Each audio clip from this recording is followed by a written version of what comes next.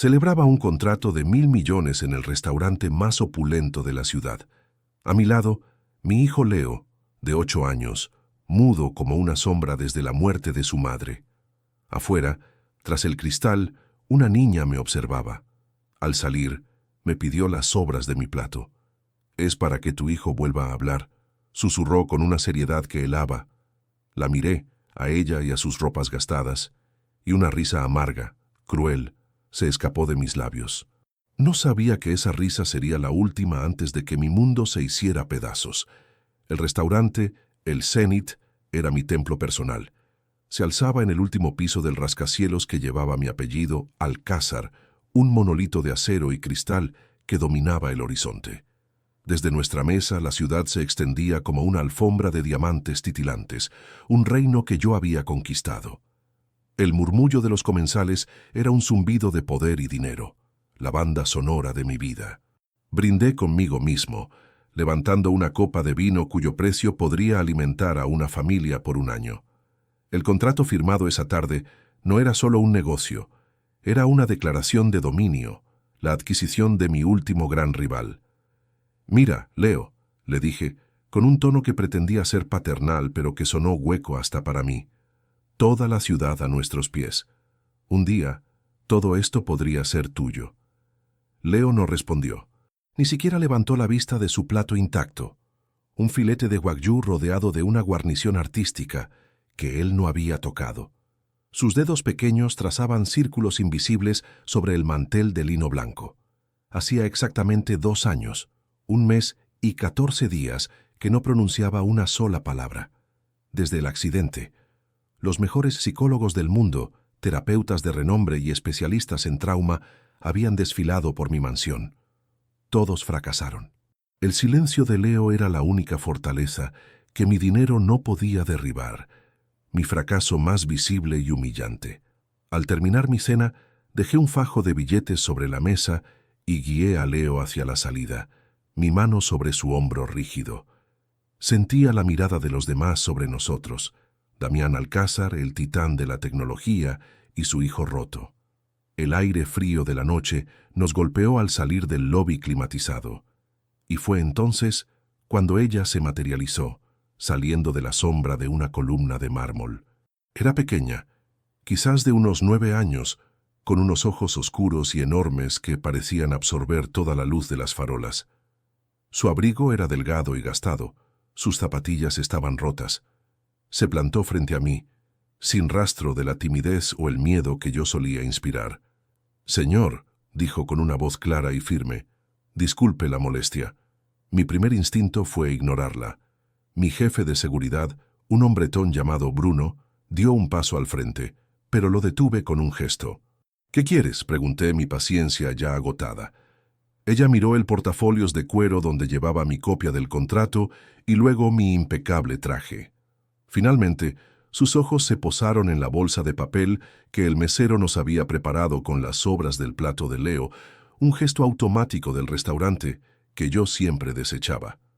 «¿Me podría dar las sobras de su plato?», pidió señalando la bolsa. Bruno carraspeó incómodo. «Niña, hay albergues para eso. Vete a casa antes de que te metas en problemas». Pero ella no se movió. Sus ojos se fijaron en los míos. «No es para mí», repitió, y su voz bajó a un susurro conspirador, cargado de una certeza imposible. «Es para que su hijo vuelva a hablar». El tiempo pareció detenerse. Miré a Leo, que por primera vez en toda la noche había levantado la cabeza y observaba a la niña con una expresión indescifrable. Luego la miré a ella. La audacia, la locura de su afirmación, chocó contra el muro de mi lógica y mi cinismo. ¿Un remedio para el mutismo selectivo en un filete a medio comer? Era tan absurdo que la única respuesta posible fue la burla. Solté una carcajada. No fue una risa alegre, sino un sonido seco, cruel, el eco de un hombre que ha olvidado cómo sentir. ¿Ah, sí? ¿Y qué es? ¿Una especie de pócima mágica? Ella no se inmutó ante mi sarcasmo. Es un remedio del alma. A veces el alma solo necesita saber que alguien comparte su pan y su pena. Mi risa se desvaneció, reemplazada por una oleada de irritación. ¿Quién era esta niña para sermonearme? Saqué mi cartera, extraje varios billetes de alta denominación y se los ofrecí. Toma, cómprate 10 cenas y déjame en paz. Ella ni siquiera miró el dinero. Sus ojos seguían fijos en mi rostro y por primera vez vi en ellos una pizca de lástima. Lástima por mí. Eso me enfureció. «Bruno, vámonos», ordené empujando suavemente a Leo hacia el Rolls Royce que nos esperaba. Mientras el coche se alejaba silenciosamente del bordillo, miré por la ventanilla trasera. La niña seguía allí, inmóvil, bajo la luz de la farola, sin haber recogido el dinero que yacía a sus pies. El viento agitaba su cabello, y entonces lo vi. Leo, sentado a mi lado, también estaba mirando hacia atrás, con su pequeño rostro pegado al cristal, siguiendo la figura de la niña hasta que desapareció en la distancia. Esa noche, en mi lujosa y vacía mansión, la imagen de aquellos ojos serios y la convicción en su voz me impidieron dormir. ¿Cómo sabía lo de Leo? ¿Y por qué su absurda propuesta se sentía como la única pieza de verdad en todo mi falso imperio? El sol de la mañana se filtraba por los ventanales de mi penthouse, dibujando rectángulos de luz sobre el suelo de mármol italiano. Normalmente esa vista me llenaba de una sensación de poder omnímodo, pero esa mañana todo se sentía diferente, hueco. No había dormido. La imagen de la niña, Sofía, se había grabado a fuego en mi mente. Su postura desafiante, la seriedad de sus ojos oscuros y, sobre todo, su rechazo a mi dinero. El dinero, mi solución para todo, había sido inútil. Había sido un insulto. Y lo más perturbador de todo era el recuerdo de Leo, mi hijo silencioso, mirando por la ventanilla del coche con una intensidad que no le había visto en años. Algo se había movido en su interior, y esa niña era la causa. La rutina matutina, que solía ser mi ancla, se sentía absurda. El café de grano etíope, el traje a la medida, las noticias económicas en la pantalla gigante de la pared, todo era un decorado, un escenario bien montado para un actor que había olvidado su propósito. La incertidumbre era un veneno que no estaba acostumbrado a probar y no me gustaba. No podía permitir que una variable desconocida, una niña de la calle, alterara mi ecuación. Decidí hacer lo que siempre hacía cuando me enfrentaba a un problema: diseccionarlo, analizarlo y neutralizarlo con el peso de mis recursos. Cogí mi teléfono y marqué el número de Bruno. «Buenos días», dije, mi voz más gélida de lo habitual. «Anoche, a la salida del Zenith, la niña que se nos acercó. La quiero encontrada. Quiero un informe completo antes del mediodía. Su nombre, dónde vive, con quién, qué come para desayunar.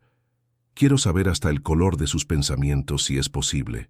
Y Bruno, discreción absoluta. No quiero que un solo susurro de esto salga de tus labios». Bruno, un exmilitar cuya lealtad era tan sólida como sus músculos, solo dijo: «Considere lo hecho, señor». A las 11:45, un archivo encriptado apareció en la pantalla de mi tableta. Lo abrí en la soledad de mi oficina, en el piso 70, con la ciudad zumbando silenciosamente bajo mis pies. El informe era conciso, eficiente, como todo lo que hacía Bruno. Nombre: Sofía Reyes. Edad: 9 años. Domicilio: edificio La Esperanza, calle Olvido, No. 24, barrio de la Sombra. Tutor legal: Elena Reyes, 68 años, abuela materna. Padres: Javier y Marta Reyes, ambos fallecidos. El nombre del barrio me golpeó como un puñetazo helado en el estómago. El barrio de la Sombra. Lo conocía bien. Hacía 5 años mi corporación lo había revitalizado. Lo llamamos Proyecto Fénix. En la práctica, significó comprar propiedades a bajo costo, demoler los edificios antiguos y de bajos ingresos y construir en su lugar un complejo de oficinas de lujo y apartamentos para la élite. Fue una de mis victorias más rentables y más brutales. La prensa lo llamó gentrificación agresiva. Yo lo llamé progreso. Seguí leyendo, y el nudo en mi garganta se apretó. La familia Reyes había sido una de las últimas en resistirse. Habían luchado contra el desalojo con uñas y dientes, y el líder de esa resistencia, La cara pública de la oposición que me había causado tantos dolores de cabeza en los juzgados y en los medios había sido el padre de Sofía, Javier Reyes. Mi equipo legal lo había aplastado. Lo habíamos pintado como un agitador, un obstáculo para el futuro de la ciudad. Una vez que ganamos el caso, perdimos el interés. Eran daños colaterales. El informe de Bruno incluía recortes de periódicos de la época. Allí estaba él, Javier Reyes, un hombre joven con la misma intensidad en los ojos que su hija, hablando apasionadamente a una multitud de vecinos. El titular de un periódico local decía: Javier Reyes. Alcázar está arrancando el alma de nuestro barrio. Otro informe, más pequeño y fechado un año después, mencionaba su muerte en un accidente laboral en una obra de construcción al otro lado de la ciudad, donde había conseguido un trabajo precario tras perder su hogar. Me recliné en mi sillón de cuero, el aire saliendo de mis pulmones. Esto ya no era una coincidencia, no era una niña loca con ideas de curandera, era una bala disparada desde mi propio pasado, volviendo directamente hacia mí. La petición de Sofía ya no parecía ingenua. Ahora se sentía como un acto de justicia poética, una acusación silenciosa. Me había pedido las sobras de mi festín, el mismo festín que había sido pagado con la destrucción de su familia. Su frase, un remedio del alma, adquirió un nuevo y amargo significado. No estaba hablando solo del alma de mi hijo, estaba hablando de la mía. La revelación contenida en el informe de Bruno me dejó anclado a mi sillón, prisionero en mi propia torre de marfil. El mundo exterior, la ciudad que se movía a mis pies, parecía un espectáculo ajeno. Por primera vez en mi vida adulta me sentía completamente desarmado. Cada llamada de mi asistente, cada correo electrónico urgente, era un ruido molesto que interrumpía la única conversación que importaba, el diálogo silencioso con mi propia conciencia. El fantasma de Javier Reyes se había sentado frente a mí y tenía los ojos de su hija. Pasé el resto del día en una especie de niebla, cancelando reuniones, ignorando las fluctuaciones del mercado. Mi imperio, por un día, podía navegar solo. Yo estaba lidiando con una quiebra de un tipo diferente, una que no aparecía en los balances financieros. La llamada llegó a media tarde, rasgando el silencio de mi oficina como una sirena de alarma. Era la psicóloga del colegio de élite de Leo. Su voz, normalmente un bálsamo de jerga clínica y calma prefabricada, tenía un filo de urgencia. Leo había sufrido una crisis de ansiedad aguda durante una actividad grupal. Se había acurrucado en un rincón del aula, con la respiración entrecortada, los puños tan apretados que sus nudillos estaban blancos, completamente inaccesible. Estaba hiperventilando. Me describió la escena con un desapego profesional que me revolvió el estómago. Me aseguró que la situación estaba bajo control, pero su mensaje subyacente era claro. Tu hijo está peor, y nosotros no sabemos qué hacer. Colgué el teléfono, y el control férreo que siempre ejercía sobre mis emociones se hizo añicos. La desesperación, fría y afilada, me atravesó. Durante 2 años había seguido el protocolo, la lógica, la ciencia. Había pagado fortunas por las mentes más brillantes, y el resultado era mi hijo, solo, aterrorizado, encogido en un rincón. Y entonces, como un relámpago en medio de mi tormenta interna, recordé la voz de Sofía. Es un remedio del alma.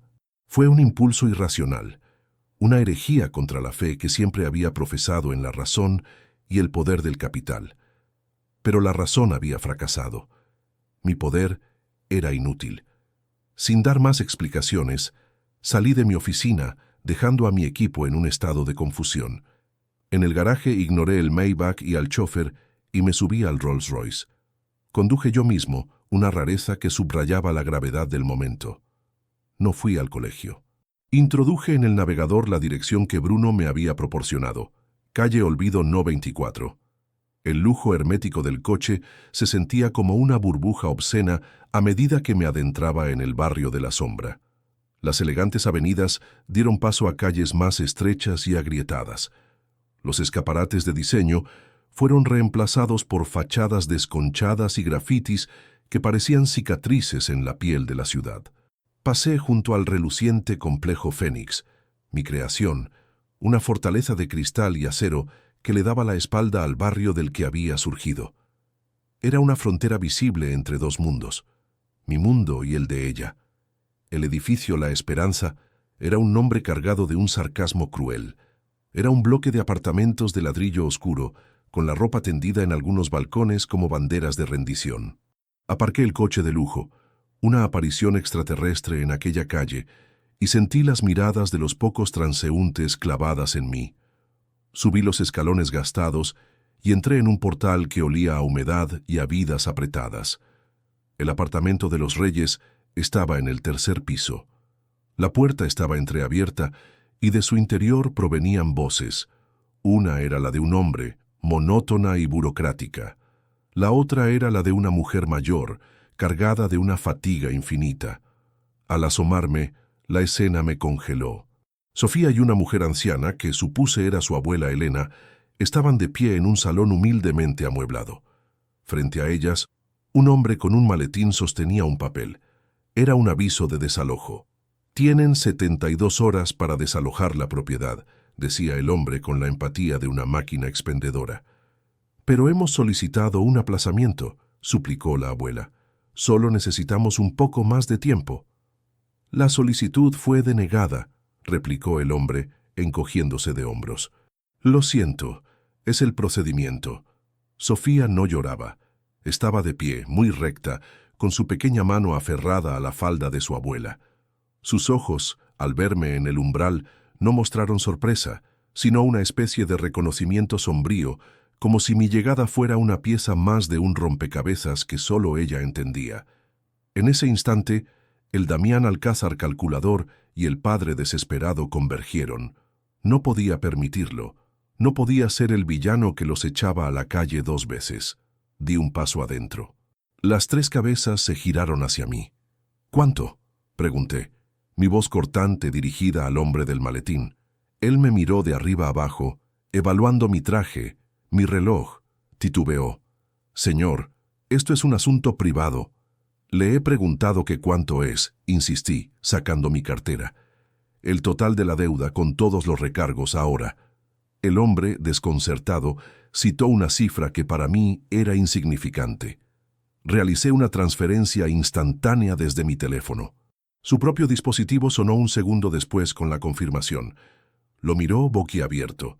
«La deuda está saldada», le dije. «Ahora, váyase». El hombre se marchó, confundido y murmurando. Un silencio denso llenó la pequeña habitación. La abuela Elena me miraba con una mezcla de gratitud y profunda desconfianza. Pero yo no la miré a ella. Mis ojos se encontraron con los de Sofía. Avancé hacia ella, mi sombra cubriéndola. Me agaché a su altura. Mi mundo de rascacielos y miles de millones, reducido a aquel espacio de 2 metros cuadrados, «Considera esto un adelanto», le susurré, mi voz apenas audible, convirtiendo mi acto de expiación en una fría transacción para proteger mi orgullo herido. «Ahora háblame de ese remedio para mi hijo». Mi declaración, disfrazada de transacción comercial, quedó suspendida en el aire cargado del pequeño apartamento. Esperaba una reacción de gratitud, quizás de asombro, pero la abuela de Sofía, Elena, me observaba con una dignidad que mi dinero no podía comprar. Sus ojos, nublados por la edad pero increíblemente lúcidos, me escrutaban no como a un salvador, sino como a una fuerza extraña y peligrosa que había irrumpido en su frágil existencia. Fue ella quien rompió el silencio. Su voz era quebradiza pero firme. «Guarde su dinero, señor Alcázar. No hacemos tratos con el alma de los niños». Se acercó a Sofía, colocando una mano protectora sobre el hombro de su nieta. «El remedio del que habla mi nieta no es una poción que se compra con un cheque. No es un objeto que se adquiere a cambio de un favor». Me levanté lentamente, sintiendo una punzada de mi antigua arrogancia. «¿Entonces qué es? ¿Filosofía barata mientras los echan a la calle? Yo acabo de solucionarles un problema real». Elena negó con la cabeza, una sonrisa triste dibujándose en sus labios. «Usted no solucionó un problema, señor. Usted solo lo aplazó.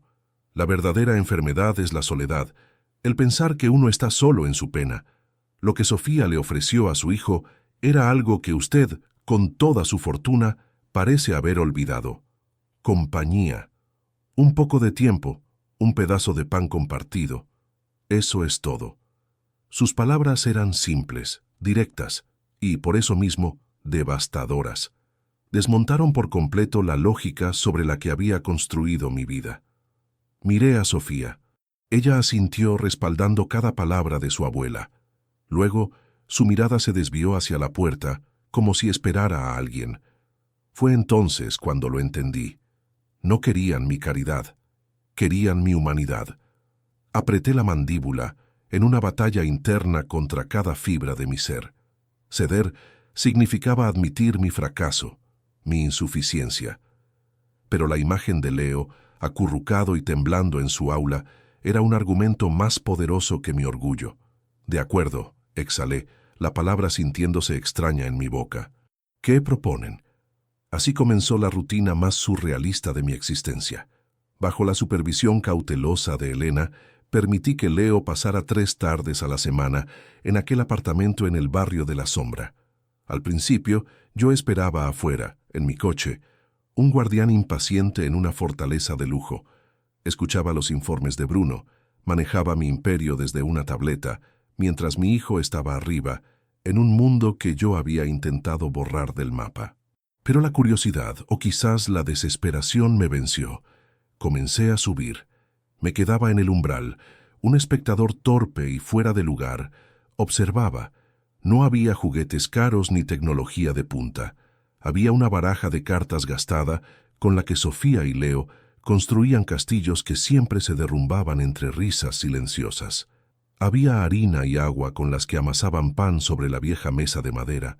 Las manos de Leo, por primera vez, cubiertas de algo que no era antiséptico.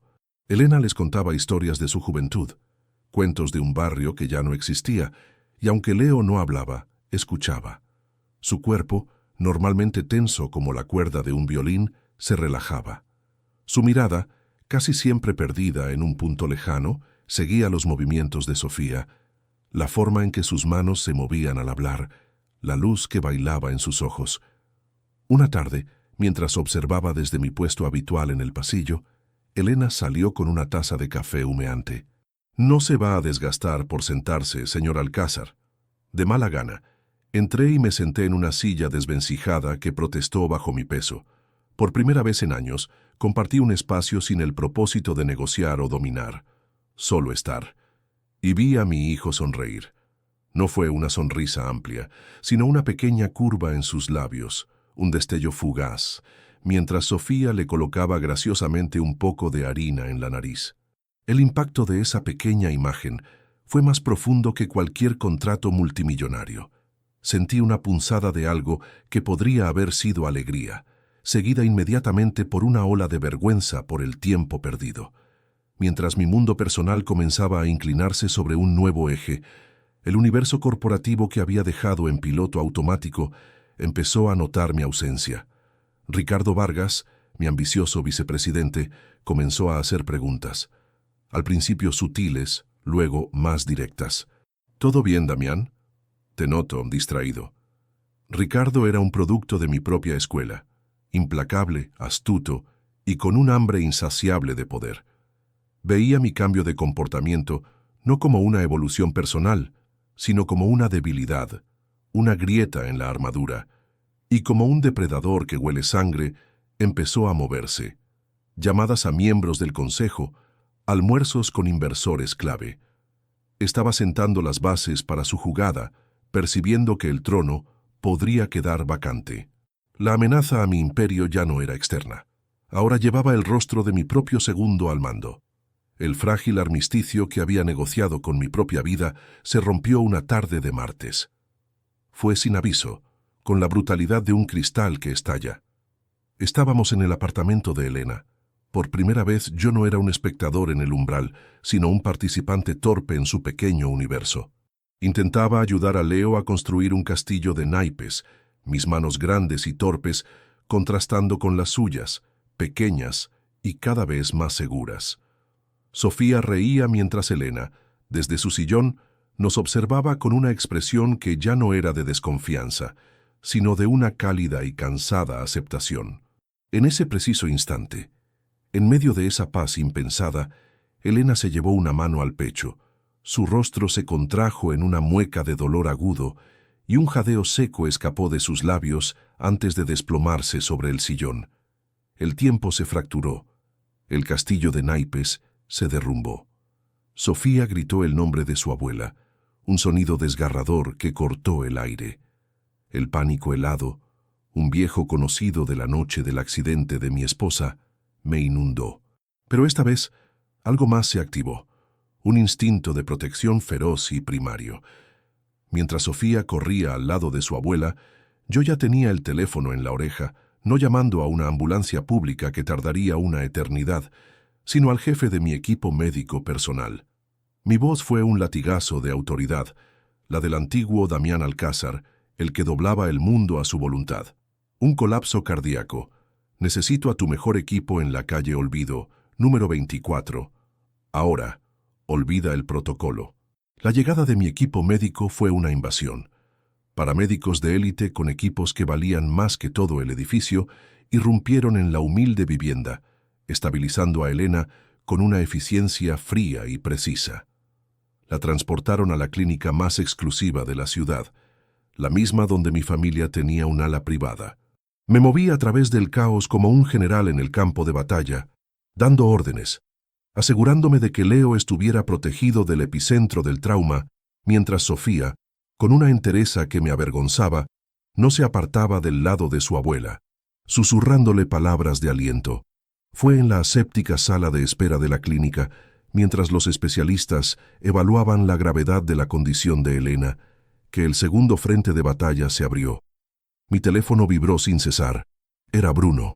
«Señor, tiene que ver esto». Me envió un enlace. La pantalla se iluminó con el logo de un conocido canal de noticias financieras, y allí estaba yo. Fotos granuladas, tomadas con un teleobjetivo, de mí entrando y saliendo del edificio La Esperanza. Imágenes mías sentado en aquella silla desvencijada. Un titular sensacionalista rezaba: «El titán inestable, la extraña doble vida de Damián Alcázar. ¿Está el CEO de Alcázar Corp perdiendo el juicio?». El reportaje era una obra maestra de la insidia, orquestada sin duda por Ricardo. Citaba fuentes anónimas de la empresa que expresaban profunda preocupación por mi comportamiento errático y mis ausencias injustificadas. Insinuaba que estaba siendo extorsionado o que había sufrido un colapso mental tras la muerte de mi esposa. Era un ataque letal y perfectamente sincronizado. La noticia se esparció como un reguero de pólvora. En la pantalla de la sala de espera vi el índice bursátil. Las acciones de Alcázar Corp caían en picado. Mi imperio, construido sobre una imagen de control y poder implacable, se tambaleaba por unas pocas fotos y un rumor venenoso. El doctor salió justo en ese momento, su rostro grave. «Señor Alcázar, es una insuficiencia cardíaca congestiva severa, agravada por años de malnutrición y estrés. Necesita un trasplante. El procedimiento es complejo y de un costo astronómico. Sin él le quedan semanas, quizás días». El aire se volvió pesado, irrespirable. Estaba atrapado en un fuego cruzado perfecto, una tormenta que yo mismo había provocado. Por un lado, una vida pendía de un hilo, una vida que se había entrelazado con la de mi hijo de una forma inexplicable. Por otro, mi legado, mi fortuna, mi identidad pública, todo estaba siendo sistemáticamente desmantelado por el hombre que yo mismo había entrenado. El reloj había comenzado su cuenta atrás en dos frentes simultáneos. Cada segundo que pasaba, Elena se acercaba a la muerte y mi imperio se desmoronaba un poco más. La ciudad se había convertido en una jaula. Los flashes de los paparazzi parecían relámpagos de una tormenta que me acechaba a cada paso. Mi rostro estaba en todas las pantallas, no como el titán de la industria, sino como un enigma, un rey a punto de ser destronado por su propia locura. Cada llamada de mi consejo de administración era una daga de pánico y recriminación. Ricardo estaba moviendo sus piezas con la precisión de un maestro de ajedrez, convocando reuniones de emergencia, presentándose como el único pilar de estabilidad en medio del caos. Necesitaba desaparecer. Necesitaba un santuario. La decisión fue instantánea y absoluta. En mitad de la noche, organicé una operación de extracción con la eficiencia de una agencia de inteligencia. Mientras el mundo mediático y financiero me cazaba, yo me movía en las sombras. Evitando los canales habituales, utilicé un servicio de ambulancia privado y discreto para trasladar a Elena desde la clínica. Sofía, aferrada a la mano de su abuela, y Leo, silencioso pero con los ojos muy abiertos, observando cada movimiento, fueron conmigo. Nuestro destino, el nido del águila, mi refugio en la montaña, una propiedad vasta y aislada, una fortaleza de arquitectura moderna y piedra natural incrustada en un pico remoto, a horas de la distancia de cualquier núcleo urbano. El viaje en helicóptero fue un ascenso desde el infierno hacia un cielo estrellado y limpio. Abajo las luces de la ciudad, mi antiguo reino se encogían hasta convertirse en un recuerdo lejano. Al aterrizar, la diferencia fue abrumadora. El aire era puro y frío, y el único sonido era el susurro del viento entre los pinos. El nido del águila no era solo una casa de campo, era un centro autosuficiente. Contaba con una suite médica avanzada que yo había instalado por pura paranoia años atrás, un capricho que ahora se revelaba providencial. El médico personal que había acudido a mi llamada inicial, un hombre cuya lealtad iba más allá del dinero, ya nos esperaba para supervisar el cuidado de Elena. Los primeros días fueron de una extraña quietud. Elena, conectada a monitores que emitían un pitido suave y constante, descansaba. Su lucha era interna, silenciosa. La mía, en cambio, se manifestaba en cada rincón de aquella casa inmensa y vacía. Acostumbrado a un ritmo frenético, a un flujo constante de información y decisiones, el silencio de la montaña era ensordecedor. Desconecté mi teléfono corporativo. Ignoré el torrente de mensajes y amenazas. Por primera vez, estaba completamente desconectado de mi imperio. Y la abstinencia era física. Me sentía desnudo, despojado de las herramientas que me habían definido. Sin reuniones que dirigir ni enemigos que aplastar, me vi forzado a ocupar un rol para el que no estaba preparado, el de cuidador. Fue Sofía quien, sin saberlo, me guió. Ella se negaba a dejar que la atmósfera clínica dominara el lugar. Insistía en leerle a su abuela, aunque estuviera dormida. Me pedía que la ayudara en la cocina, un espacio que yo solo conocía como el lugar de donde emergía la comida. Mis primeros intentos de cocinar fueron desastrosos, pero por primera vez escuché una risa genuina de Leo cuando quemé una tortilla. Fue un sonido pequeño, casi un susurro de aire, pero sacudió mi mundo. Las noches eran las más difíciles. Me sentaba en la terraza, contemplando un océano de cimas montañosas bajo la luz de la luna, y me enfrentaba al hombre que era sin el apellido Alcázar. Un hombre que tenía una casa llena de arte pero vacía de risas. Un hombre que podía comprar empresas pero no podía consolar a su propio hijo. Durante el día, para escapar de mis propios pensamientos, me enfocaba en los niños. Les enseñé a identificar las constelaciones. Hicimos caminatas por los senderos cercanos. En un claro del bosque, vi a Leo tocar la corteza de un árbol con una curiosidad que nunca había mostrado hacia sus juguetes de platino. Vi a Sofía construir una pequeña represa en un arroyo con una concentración absoluta. Una tarde, mientras estábamos junto al arroyo, Sofía me miró fijamente. «Ella dice que las montañas guardan los secretos», dijo en voz baja. «¿Tú tienes secretos, Damián?» La pregunta, tan directa e inocente, me desarmó. Miré a mi hijo, que chapoteaba en el agua, ajeno a nuestra conversación. ¿Qué podía decirle? Que mi mayor secreto era la cobardía, que había construido un imperio sobre las ruinas de la vida de otros, incluyendo la de su propio padre, que el silencio de mi hijo era un espejo del vacío que había en mi alma. No respondí, pero en ese silencio, en la quietud de la montaña, lejos del ruido de mi propia creación, la verdad comenzó a germinar, dolorosa e ineludible. Este refugio no era solo para proteger a Elena de una enfermedad o a mí de un escándalo. Era un crisol diseñado para quemar la escoria de mi vida y revelar lo que quedaba debajo. Los días en el nido del águila se estiraron, formando una nueva normalidad. Elena, bajo el cuidado constante y el aire puro de la montaña, comenzó a mostrar una leve mejoría. Aún estaba débil, pero había períodos de lucidez en los que sus ojos se abrían y seguían con una ternura infinita los movimientos de Sofía y Leo. Fue en una de esas tardes, mientras el sol poniente teñía de oro y púrpura las cimas de las montañas, cuando la verdad que había estado latente bajo la superficie finalmente emergió. Yo estaba sentado junto a su cama, habiéndole relevado a Sofía para que pudiera jugar con Leo en el jardín. La habitación estaba en silencio, solo rota por el suave pitido de los monitores. Elena giró lentamente la cabeza hacia mí. Sus ojos, aunque cansados, estaban claros como nunca. Ella era una buena mujer, susurró Elena, su voz apenas un hilo de sonido, pero cargada de una resonancia que llenó la habitación. Me quedé inmóvil. ¿Quién? Aunque en el fondo de mi ser ya lo sabía. Su esposa, la abogada. Tenía fuego en los ojos. El mismo fuego que veo a veces en mi Sofía. Continuó cada palabra un esfuerzo. Luchó por nosotros, por Javier, por todos los que perdimos nuestro hogar en el barrio de la sombra. El aire se escapó de mis pulmones. La conexión que había intuido, que había temido, se estaba materializando frente a mí, contada por la mujer cuya vida ahora dependía de mí. Mi esposa, Amelia, antes de conocerme y mucho antes de que mi riqueza la absorbiera en un mundo de galas y obligaciones sociales, había sido una apasionada abogada de oficio.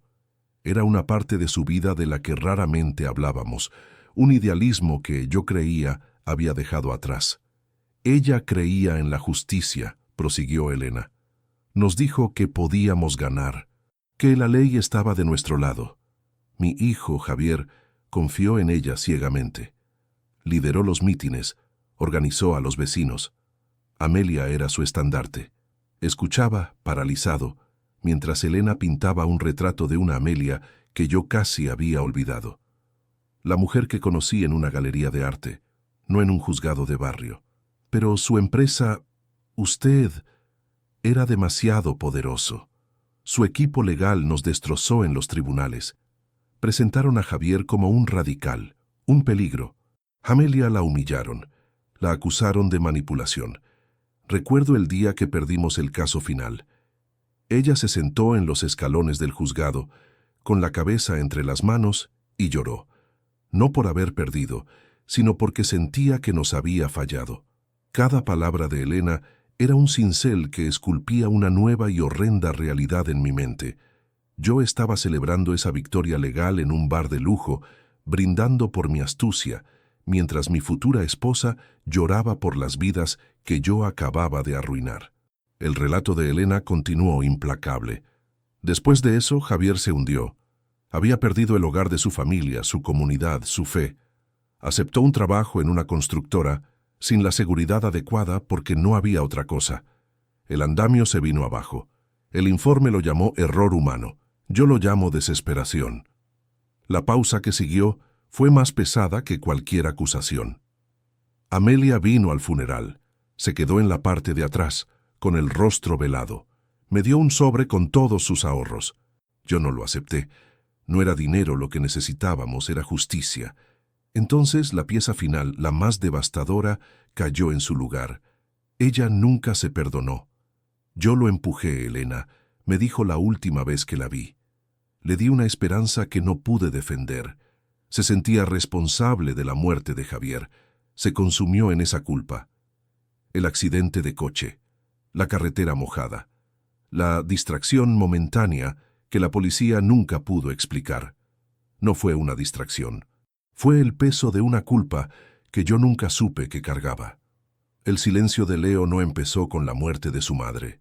Empezó con la mía. Mi ambición desmedida había creado una onda expansiva de tragedia. Destruyó el hogar de los reyes. Provocó la muerte de Javier. Sembró en Amelia una culpa que la llevó a su propia tumba. y finalmente silenció a mi hijo. Todo estaba conectado. Yo era el epicentro. Miré a Elena y en sus ojos no vi odio, sino una profunda y compartida tristeza. Ella había perdido a su hijo. Yo había perdido a mi esposa. Ambos éramos víctimas del mismo hombre, el Damián Alcázar que solía ser. Me levanté y caminé hacia la terraza. El aire frío me quemaba los pulmones. Ya no había escapatoria. El pedido de Sofía en la puerta del restaurante no fue un acto de magia infantil. Fue un acto de empatía pura, casi instintivo. Una niña que había crecido en la sombra de una pérdida, había reconocido esa misma sombra en los ojos de mi hijo.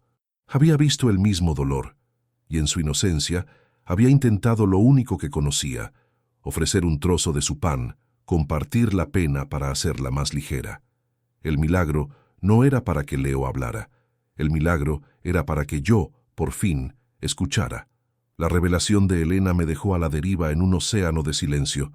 Los días siguientes, el majestuoso paisaje de El Nido del Águila dejó de ser un refugio para convertirse en el escenario de mi juicio personal. Cada pico montañoso era un testigo, cada susurro del viento una acusación. La verdad, una vez liberada, era un sol implacable que iluminaba los rincones más oscuros de mi pasado, dejándome sin sombras donde esconderme. Mi vida anterior, la del magnate Damián Alcázar, se sentía como la biografía de un extraño, un hombre movido por un hambre que yo ya no reconocía. El mundo exterior, que había mantenido a raya, finalmente derribó mis defensas. Fue a través de una llamada satelital encriptada de la única persona en el Consejo de Administración que aún sentía una pizca de lealtad hacia mí. Su voz era tensa, urgente. Damián, se acabó. Ricardo ha consolidado su poder. Ha convocado una junta extraordinaria para mañana. El único punto en la agenda es tu destitución y la aprobación de una oferta de adquisición hostil por parte de nuestros mayores competidores. Están usando la cláusula de incapacidad del CEO y el escándalo mediático como justificación. Escuché las palabras, pero resonaron sin el impacto que habrían tenido semanas atrás. La idea de perder mi empresa, la obra de mi vida, ya no me producía pánico, sino una extraña sensación de distancia. Mi contacto en la junta continuó, su voz bajando a un susurro conspirador. Hay una salida, una sola. Ricardo ha propuesto un acuerdo. Si haces una declaración pública, ahora mismo te salvarás. Tienes que salir y denunciar a la familia Reyes como unos estafadores, acusarlos de haber orquestado un plan para extorsionarte, aprovechándose de tu vulnerabilidad tras la muerte de tu esposa, pintar a la niña como una embaucadora y a la anciana como su cómplice. Si los destruyes públicamente, Ricardo retirará su ofensiva. El Consejo te respaldará, las acciones se recuperarán. Sacrifica a la plebe para salvar el reino. Es la única jugada que te queda. Colgué. La propuesta era nauseabunda, pero diabólicamente brillante. Apelaba directamente al hombre que yo había sido, un estratega despiadado que siempre elegía el mal menor para lograr un bien mayor, siendo mi imperio siempre el bien mayor. Era una prueba final. El universo me estaba preguntando, de la forma más cruel posible, ¿quién era yo ahora? ¿Era el rey dispuesto a sacrificar peones inocentes para proteger su castillo? ¿O era el hombre que finalmente había entendido el valor de esos peones? Miré a través del ventanal. En el jardín, Sofía empujaba suavemente la silla de ruedas de su abuela, mientras Leo caminaba a su lado señalando una mariposa. Formaban una estampa de una fragilidad y una fuerza sobrecogedoras. Eran mi verdad, mi empresa, mi fortuna, mi reputación. Todo eso era el decorado, la gran mentira. Tomé una decisión. No la decisión de un CEO, sino la de un hombre. Durante las siguientes horas, me moví con una claridad y un propósito que no había sentido en años. No contacté a mi equipo de relaciones públicas ni a mis abogados corporativos. En su lugar, utilicé mi línea personal para comunicarme con mi banquero privado en Zúrich. La conversación fue corta y directa. Di la orden de liquidar una porción masiva de mis acciones personales de Alcázar Corp. Una cantidad tan grande que, de hecho, significaba ceder mi participación mayoritaria. El banquero, alarmado, intentó disuadirme, hablando de la catástrofe financiera que supondría. Lo interrumpí. No es una decisión financiera, le dije. Es una inversión. El dinero de la venta no fue a una cuenta de protección de activos. Se dividió en 2 transferencias irrevocables. La primera, a la cuenta de la clínica, creando un fondo fiduciario para cubrir no solo el trasplante de corazón de Elena, sino un plan de cuidados postoperatorios y de por vida de la más alta calidad imaginable. La segunda transferencia, la más grande, fue para establecer una nueva entidad legal, la Fundación Amelia Reyes. El nombre combinaba el de mi esposa y el de la familia a la que había dañado, uniendo mi pena y mi deuda en un solo acto.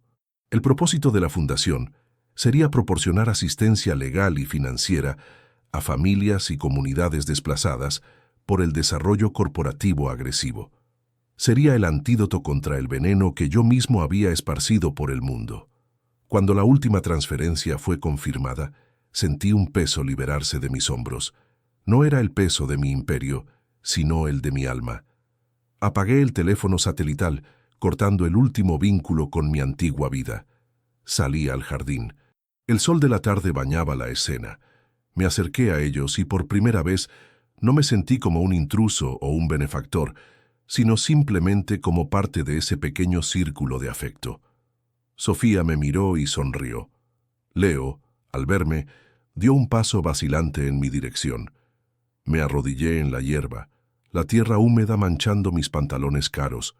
Ya no era el rey en su torre, era solo un hombre, arrodillado ante su redención. El sacrificio estaba hecho. Había entregado mi reino, no para salvarlo, sino para salvarme a mí mismo. El silencio que siguió a mi decisión fue total.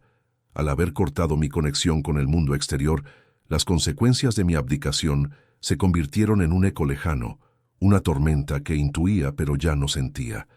Las noticias de la venta masiva de mis acciones y la creación de la fundación, sin duda, habrían incendiado los mercados y los medios de comunicación. Ricardo habría tomado el control. Los titulares me habrían tildado de loco o de santo, probablemente ambos. Pero nada de eso importaba en la atmósfera suspendida del nido del águila. Mi mundo se había reducido a 3 personas. Una anciana luchando por su vida, una niña con una sabiduría ancestral y un niño que cargaba con el peso del silencio. Los días se enfocaron en un único propósito: la recuperación de Elena. El trasplante fue un éxito. Los mejores cirujanos, financiados por mi último gran acto como magnate, obraron con maestría. La convalecencia fue lenta, un proceso delicado que requería paciencia, algo que yo estaba aprendiendo a cultivar. Pasábamos las horas en una rutina tranquila. Leíamos en voz alta junto a la cama de Elena, veíamos películas antiguas, dábamos paseos cortos por los jardines ahora que ella podía usar la silla de ruedas por periodos más largos. En este interludio, lejos del estruendo de mi caída, nuestra extraña unidad se solidificó. Dejamos de ser un millonario caído, una niña huérfana, un niño traumatizado y una abuela enferma. Nos convertimos, sin necesidad de etiquetas, en una familia. Vi cambios sutiles en Leo. Su rigidez corporal disminuía, sus hombros se relajaban. Empezó a iniciar juegos con Sofía, tirando de su manga para llevarla a ver un nido de pájaros o una formación de nubes curiosa. Aún no había sonido, pero sus ojos habían comenzado a hablar de nuevo, expresando curiosidad, alegría e incluso travesura. La presencia constante y sin exigencias de Sofía era su ancla. Ella no lo presionaba para que hablara, no lo trataba como a un paciente. Simplemente lo aceptaba. Compartía su espacio, su comida y su risa con él, y en esa aceptación incondicional, Leo estaba encontrando un camino de regreso. El momento que tanto había anhelado, el milagro que había buscado con desesperación, llegó de la forma más inesperada y humilde. Sucedió semanas después de la operación, en una consulta de seguimiento con el cardiólogo en la suite médica de la casa. El doctor estaba explicando los progresos de Elena. Yo estaba de pie junto a la ventana. Sofía estaba sentada en un taburete al lado de su abuela, y Leo estaba a mi lado, observando todo con su habitual atención silenciosa. Elena, con la voz aún frágil pero más fuerte cada día, le dio las gracias al doctor. Luego se giró hacia Sofía y le acarició la mejilla. «Gracias a ti también, mi valiente niña». Sofía sonrió, y de un plato que había sobre una mesita, cogió una galleta de avena que ella misma había ayudado a hornear esa mañana. Se giró hacia Leo. No dijo nada. Simplemente le extendió la galleta, un ofrecimiento directo y sencillo. Era un eco de su primer encuentro, pero despojado de la desesperación y el simbolismo, un simple gesto de compartir. Leo la miró. Sus ojos se movieron de la galleta al rostro sonriente de Sofía. Levantó la mano, no para coger la galleta, sino para tocar suavemente el brazo de ella. Abrió la boca, y entonces una palabra, pequeña, oxidada por el desuso, pero perfectamente formada, emergió en el silencio de la habitación. «Gracias». La palabra fue casi un suspiro, pero para mí resonó como una explosión. El doctor se detuvo a media frase. Sofía abrió los ojos de par en par, una lágrima solitaria rodando por su mejilla. Elena se llevó una mano a la boca, sus ojos brillando de emoción. Yo me quedé paralizado, mi corazón latiendo con una fuerza que amenazaba con romperme el pecho. Leo no pareció darse cuenta del impacto de su propia voz. Simplemente cogió la galleta de la mano de Sofía y le dio un mordisco. Me miró como buscando aprobación, y yo solo pude asentir, incapaz de formular una respuesta. El milagro había ocurrido, no en un momento de gran drama o sacrificio, no como resultado de una transacción o una estrategia. Ocurrió en un instante de pura y simple conexión humana. En ese momento, la pérdida de mi imperio, la humillación pública, el fin de mi antigua vida, todo se desvaneció en la insignificancia. Había cambiado un reino de metal y cristal por una sola palabra. Y supe, con una certeza que nunca había sentido al firmar un contrato, que había hecho el mejor negocio de mi vida. La reconstrucción no sería de un imperio financiero, sino de algo mucho más valioso. El alma de mi hijo, y en el proceso, la mía propia. Ha pasado un año. Un ciclo completo de estaciones ha desfilado por las ventanas de nuestra nueva vida. Ya no vivimos en el nido del águila, esa fortaleza de soledad y lujo. Resultó ser un activo demasiado valioso como para conservarlo. Lo vendí, y con los fondos aseguré el futuro de la Fundación Amelia Reyes a perpetuidad. Nuestro hogar ahora es una casa modesta pero luminosa en una calle arbolada, lo suficientemente cerca de la ciudad para ser prácticos, pero lo suficientemente lejos para escuchar el canto de los pájaros por la mañana. El único rascacielos que domina nuestro horizonte es un viejo roble en el jardín trasero. Mi vida ya no se mide en trimestres fiscales, sino en momentos. El sonido de la risa de Leo, ahora una cascada constante de alegría, mientras persigue a Sofía por el jardín. El aroma del guiso de Elena, quien, con un corazón nuevo y fuerte, ha tomado las riendas de nuestro hogar con una autoridad cariñosa que nadie se atreve a desafiar. Mi rutina diaria ya no consiste en devorar informes de mercado, sino en dirigir la fundación. No desde una imponente oficina de cristal, sino desde un pequeño despacho con vistas al jardín. No lucho por adquirir empresas, lucho por familias que están a punto de perderlo todo frente a hombres como el que yo fui. Cada caso que ganamos, cada familia que mantenemos en su hogar, es un acto de reparación. Es mi forma de pedirle perdón a Amelia y a Javier, una y otra vez. Hoy es sábado, y estamos en un parque público. Un parque que, irónicamente, se construyó sobre un terreno que una vez consideré para un desarrollo comercial. El sol de la tarde se filtra a través de las hojas de los árboles, pintando manchas de luz sobre el césped. Elena está sentada en un banco, tejiendo y observándonos con una sonrisa serena. Sofía y Leo, ahora con 10 y 9 años, corren hacia un puesto de helados. Sus voces se mezclan con las de los otros niños, un sonido anónimo y maravilloso. Leo regresa corriendo, con 2 helados en la mano, uno de chocolate para él, uno de fresa para mí. Su hablar es fluido, a veces torpe en su entusiasmo, pero siempre lleno de vida.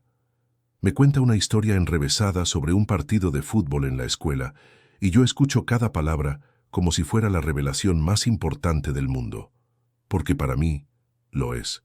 «Papá», dice de repente, interrumpiendo su propia historia, «¿tú antes eras un rey?». La pregunta me toma por sorpresa. Lo miro, a sus ojos curiosos que ya no albergan sombras. Supongo que habrá escuchado fragmentos de conversaciones, o quizás, simplemente, los niños tienen una forma de percibir la verdad.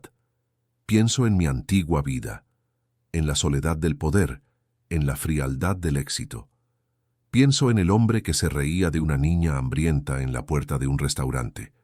«Sí, hijo», le respondo finalmente, mi voz tranquila. «Creo que sí, pero era un rey muy pobre». Leo frunce el ceño, confundido por la contradicción. «¿Pobre? Pero los reyes tienen mucho oro». «Es cierto», digo, despeinándole el cabello. «Yo tenía mucho oro, pero no tenía esto». Hago un gesto amplio con la mano, abarcando la escena. Elena en el banco, Sofía riendo a lo lejos, él a mi lado, el sabor del helado barato derritiéndose en la lengua, el calor del sol en la piel. Descubrí que se puede estar ahogando en oro y al mismo tiempo muriendo de sed.